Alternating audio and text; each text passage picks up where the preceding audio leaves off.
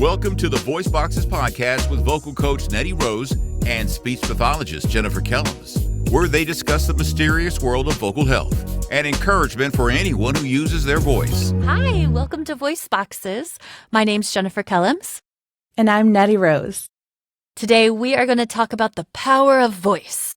So, I was saying this off camera, but I have this story about the way you use your voice and how you can really use it to convey power. So here's my little story. So I was in theater and, I was always a quiet kid. Like it took me till my last class of senior year in theater, like my final, to actually be heard by the back of the theater. So I was a very quiet, sweet, okay, okay. And I remember we were backstage doing a show and we were doing it we were touring around to different high schools with this show that we were doing. And so we had two casts and the director was like, oh, well, we'll just have your counterpart do it for whatever reason. And okay. I was so no, I got it. And my sweet voice just went deep. This was unintentional, but I was so pissed and no.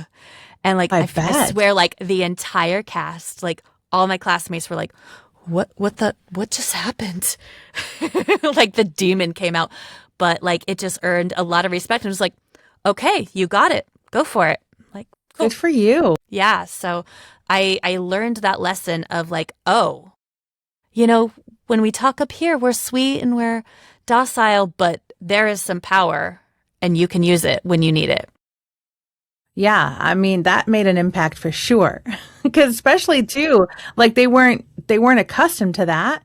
Not only just personality wise, but just tonally, they were not expecting that reaction. Right. And good for you for having that reaction though, because then you turn things around. I would have been pissed too. I would have been so mad. You're taking my role away from me. So, yeah. So, let's talk about that power of voice and the perception of, our different tonal ranges and, the things we want to convey and how we use our voice to do that. Well, I definitely have noticed a distinction sometimes too between people who live in the United States and people who live abroad. I think our country tends to be a little bit more on the lower tones. They tend to speak a little bit lower. They're not accustomed to speaking as higher pitched. And sometimes our voice doesn't lie that low. It kind of is more in the mid or sometimes even the higher tones. And so I think for us now we've equated a little bit more of that power with a little bit more of a sharper tone and the lower tone. Yes, it's absolutely. more serious. Yeah. Yeah. And it's funny because I know in Europe, they always say oh, Americans, you can always tell because they're always smiling. We just naturally smile, but then we use this deep voice to convey our power where they're just well, we don't just smile at every little thing, but they also don't need to lower their register. They can just use their natural voice. Right. It's technically better to do it in that kind of way than the way that we have become accustomed to here in this country. Mm-hmm. Yeah, there's much more longevity in the way that they speak overseas, It is. And I think at different cultures, I admire so many different cultures. But there are certain cultures that really speak higher, it's distinctly higher. And so even when you watch different programs and it's in the original language, you'll hear that distinction, that difference, but you would notice too, the discrepancy between somebody who's playing a villain and somebody who's playing a princess or a hero or whatever. You'll hear that timbre of the voice be even different.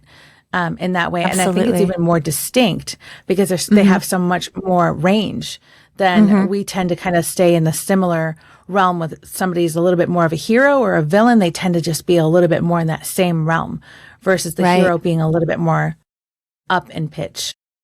Right.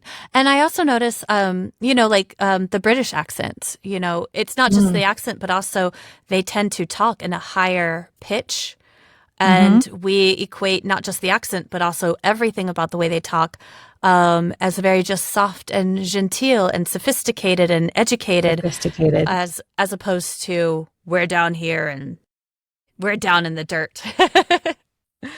Yeah. Pigs in the mud. No, I'm just kidding. Not that we're calling Americans pigs. No, not at all. Not at all. But there is that perception of just like, oh, we're just very posh and elegant, but it's that higher pitch as well as the accent. Right, for sure. There's a lot more, I think, power plays that have happened, I think, in the States too, when it comes to people in the boardrooms, for example, or even like if we take women and their roles in the business industry and corporate and whatnot. And now you can see that they're tending to be a little bit more, I don't want to say forceful with the voice, but they have a much lower tone. So they become slightly, I don't want to say masculine, but there are elements to where their voice isn't higher pitched because they're not taken quite as serious when somebody else is using a lower pitch and just a little bit more direct tone. Right. And I know I have to do that in the hospital, like just to be very serious, like we need to talk down here because we're going to talk about some serious stuff right now. Yeah, exactly. So, I mean, let's kind of talk about what that does to the voice, like, because you were saying, the longer you do that, the more harm we can actually do to the voice. Exactly. It wears us out more so, especially because it's not technically the authentic voice that we have. So I actually fall into that category sometimes. There's been a few times where I've had different meetings, and when I'm speaking, there's sometimes where I speak a little lower and I take this tone instead, and they think I'm an alto, and I'm actually a high soprano. I sing in the rafters. Like I when would I say have never rafters, guessed. I mean, see, exactly. Yeah. Because when I speak in a place of like, I don't want to say authority, but in that type of placement, my voice tends to drop and it becomes a little bit more in this kind of realm. But my voice really is in this vicinity right here. If I were to speak in my maybe more natural tone, it would actually be here, which actually takes less effort for me to do because I'm speaking in a place where my voice is actually accustomed to. But then there are times where, I teach and there's tones I have as a mother. The mother tone. A mother tone, but at least I know how to project. So when you do utilize your voice in this like power voice or however you want to describe it, you have to be able to do it in such a way that you're really supporting with the breath and making sure that you're not squeezing on the voice excessively. And that makes it a little bit easier to utilize that type of power voice in your day-to-day if you're, like I said, in corporate world or whatever it might be, or doing the mom voice if need be. And there are also times where I think you would agree that being slightly quieter and more reserved can actually pack a stronger punch than somebody who is raising their voice. Absolutely. Yelling gets you nowhere, but being really quiet, oh boy, now mom's pissed. Yeah, right. And if you hear silence, oops. Mm-hmm. And I think a lot of this comes back to that core foundation of breath support, posture, and that resonance. How are you projecting your voice? Where are you straining your voice? Is there tension when you're lowering your voice? Or are you kind of still focusing on that frontal resonance? And is this free and easy and relaxed? I mean, this is a rabbit hole for another day, but, some transgender voices, we are changing that pitch a little bit where they're not talking as high and they want to go lower, or vice versa. They want to go lower and they want to, find that comfortable voice in a different range that's more masculine or feminine, and finding a way to do that safely and healthfully and making it their new voice. Right. I always tell people in that kind of in that lane to take it step by step and go for small steps wherever your voice tends to be, allow it to drop a little bit and then stay in that area for a while and then drop it a little bit more. And it's the same thing with women who do voice acting and they're voicing male roles for like, let's say an audiobook. If you start out the gate and you're just trying to talk like this and you're just kind of like getting that voice out, you're straining your voice too much. So then drop the voice a little bit at a time until the voice gets a little bit more flexible and malleable in order for you to do it in such a way without that extra tension and muscle strain, you know? Exactly. Yeah. So, and then also know, like we said, sometimes you don't have to yell. Sometimes silence is golden and it'll get your point across. So sometimes the power of the voice is to not use it. Right, exactly. Or know when to use it. Yes. All right. Do you have any quips or stories about you powering through? Using my voice for good or for not good? Well, now I want to know what not good. Let's close this out with a not good story. Oh, Lord. Let me see if I can pinpoint one out of the... Not to put you on the out spot. Of the many. There are times, I think... well, I'll tell you, how about I do a funny one? I love it. It's just a tiny little thing that happened not that long ago. And... just shows you the power of actually utilizing your voice in the best way that you possibly can. And I've done this for quite some time, so there's some mastery behind it. But there was this moment where I was sitting on the couch and I was trying to I think conceal a sneeze or not quite get to a sneeze or whatever I was doing. I was kind of in a kind of position, and my husband handed me something hot and I grabbed it and I was like, hot! And it was just it was so loud. I scared him so bad. And he still makes fun of me for it. But because it was just such a punch of sound. It resonated the house. The hand drum was ringing in the corner. It was intense. But it was kind of it was just this power, it was like a warrior cry. It was great. And with your natural use of breath support. Yes, exactly. Yes. So here is a real story then. That was just a little tidbit. Okay, so I actually did Taekwondo and I went to world competition that took place in Little Rock, Arkansas, of all places. There was a headquarters there. And so I went and I was a newbie. I was an orange belt. So that was white belt, then orange belt. It was the second thing or whatever. But there were not enough guys in that category. So they put the only guy there in the women's category. So I had to go face to face. Now, it was no contact at this point because sparring was not allowed at that level, but we had to do our moves and we had to get as close to each other's face as possible. And then we had to go ah, that kind of thing. And man, did I rattle that man's face. Wah,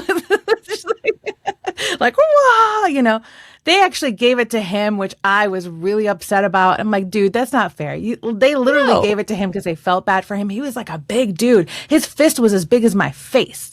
It was intense.